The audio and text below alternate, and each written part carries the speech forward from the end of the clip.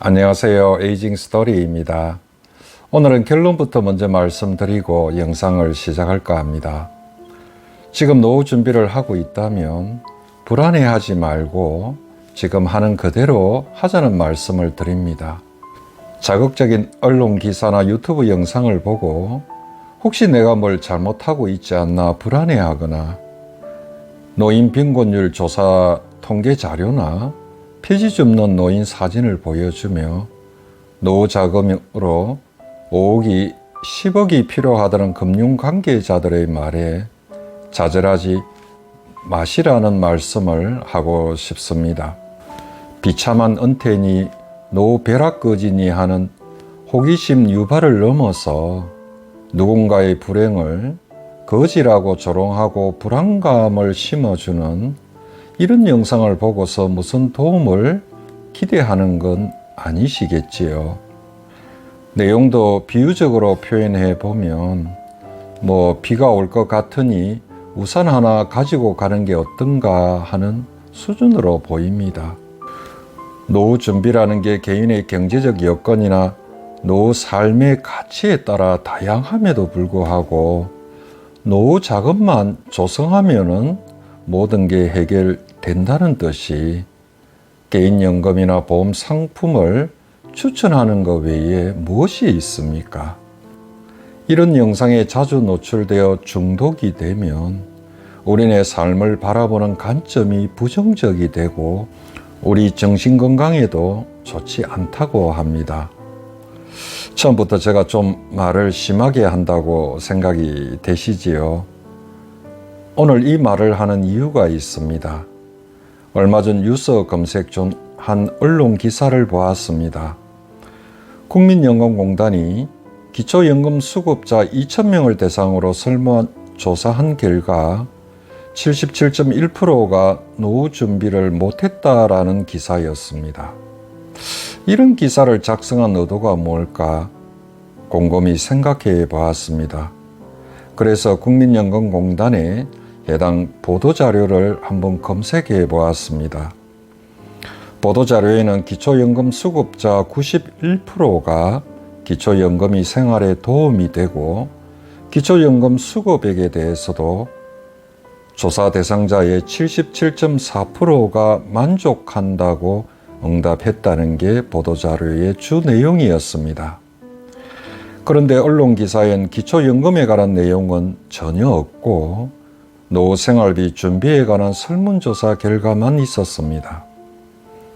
그럼 무엇 때문에 보도자료 내용 중에 노후 생활비 항목만 기사로 다룬 것일까요? 노후 준비를 못해서 하지 않아서 기초연금 수급자가 되었다는 말을 하고 싶었던 것일까요? 아무리 생각해도 자극적 제목으로 클릭 장사하는 게 아닌가 싶었습니다. 참고로 기초연금 수급 대상자는 2022년 8월 말 기준으로 628만 명입니다. 포털엔 이 뉴스 아래 한 경제지 뉴스를 추천 기사로 보여주었습니다. 기사 제목이 은퇴하니 벼락거지 66세 이상 44%가 월 90만 원으로 산다는 것으로 상당히 제목이 자극적이지요.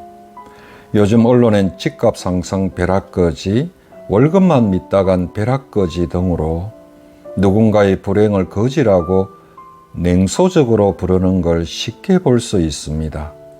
유튜브 영상도 마찬가지지요.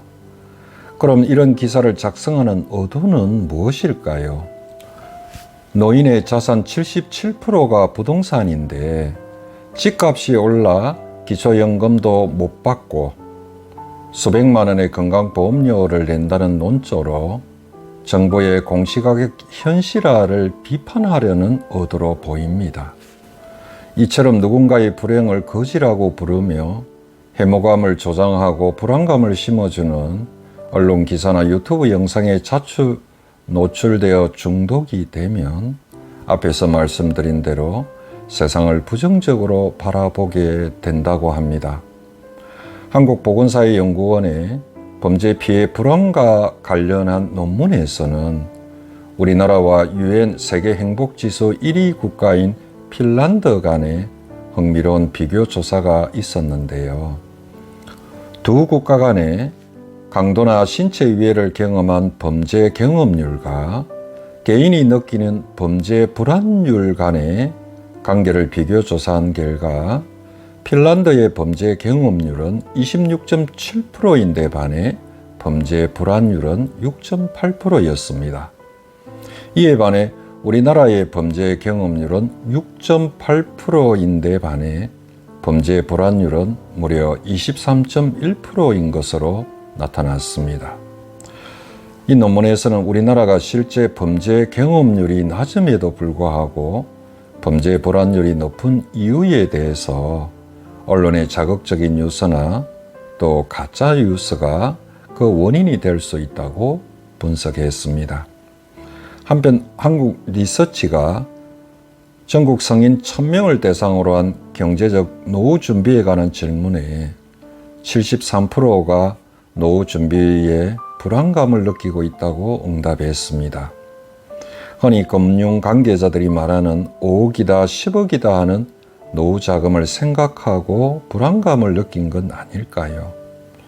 심리 전문가들은 이 불안이라는 게 예측할 수 없고 통제할 수 없는 미래의 잠재적 위험에 반응하는 감정이라고 합니다.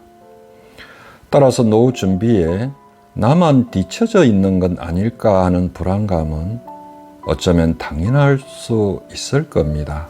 노후의 삶은 지금과 다른 삶이라는 것을 인정하고 받아들이며 삶의 만족 수준도 낮추어 보는 건 어떻겠습니까?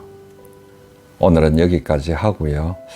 다음엔 우리가 참고할 노후 준비 사례들에 대해서 한번 알아보겠습니다. 감사합니다.